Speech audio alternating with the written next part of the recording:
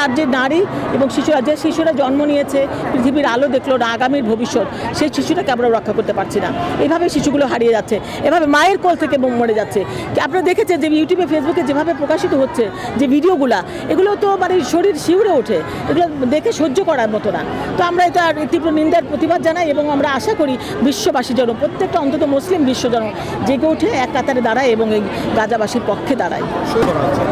এখন দেখুন, আমি তো অনেক জুনিয়র নেতা, সিনিয়র নেতৃবৃন্দ সেই পক্ষে বলবেন, তবে আমরা মনে করি যে যেখানেই অন্যায় সেখানে আমাদের জাতীয়তাবাদী দলের প্রতিবাদ, যেখানে অন্যায় দেবো সেখানে প্রতিবাদ।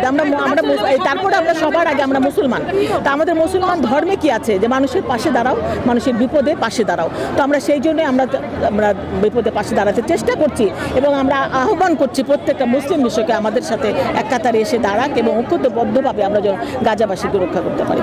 এটা যে নারীদের যে বিবেকের দর্শন সেটা কিন্তু না, পুরুষদেরও বিবেকের দর্শন।